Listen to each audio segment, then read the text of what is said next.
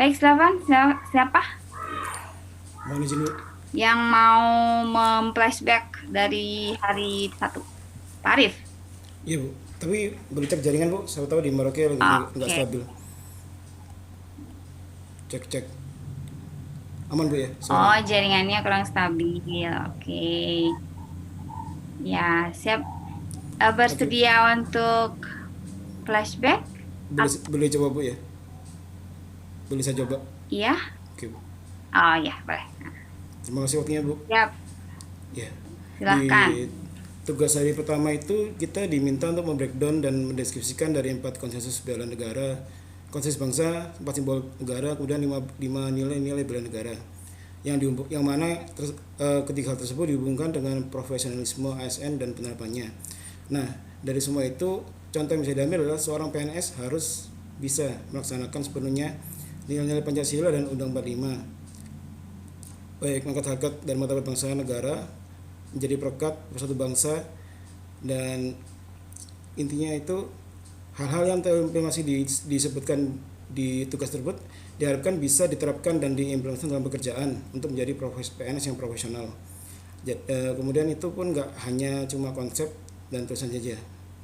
Kemudian yang hari kedua itu tugasnya adalah mereview tentang kondisi Indonesia saat ini dan impian. Di sana saya mengambil video tentang keluh kesah pedagang, tukang parkir, dan anak jalan tentang kondisi Indonesia sekarang ini.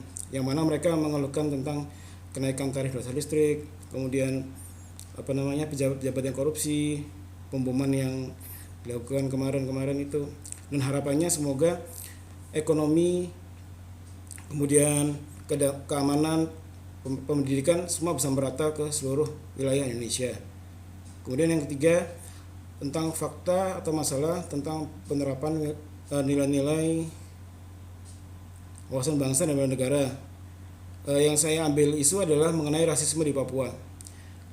Sampai sekarang pun masih ada orang-orang di luar Papua yang saya rasa itu masih kurang informasi tentang Papua. Mereka bertanya, apakah di Papua itu sudah ada mobil?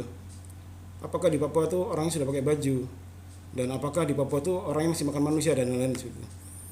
Nah, kemudian dengan munculnya kasus rasisme di US, itu dengan viralnya hal tersebut sedikit banyak mulai menjadi momentum untuk timbulnya aksi-aksi anti rasisme yang mana itu akan berimpact kepada kita dan kita akan semakin aware dengan rasisme di negeri kita sendiri.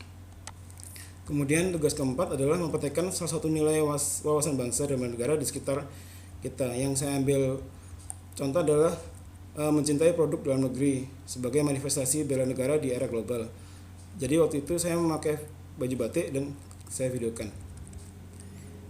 Terus kemudian yang terakhir adalah analisa isu kontemporer yang mana kita diminta untuk mencari studi kasus di tusi masing-masing. Nah, kemudian yang saya ambil adalah tentang persuratan di kantor yang mana masih bermasalah. Kemudian saya analisa baik secara SBOT maupun Fishbone. Setelah muncul beberapa permasalahan, akhirnya dipetakan di matriks, kemudian dianalisa lagi secara USG dan APKL. Dan yang mana itu tugasnya sudah dikirim ke Betaja. Sekian Bu, review singkat dari saya. Terima kasih atas waktunya. Assalamualaikum warahmatullahi wabarakatuh. Ya. Waalaikumsalam warahmatullahi wabarakatuh. Oke.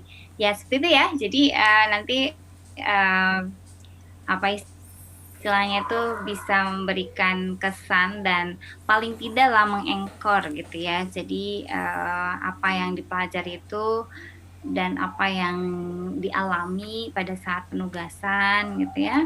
Kemudian nanti ke depannya saya akan melakukan apa. Nah, nanti juga akan ada penugasan tentang rencana aksi, ya kan?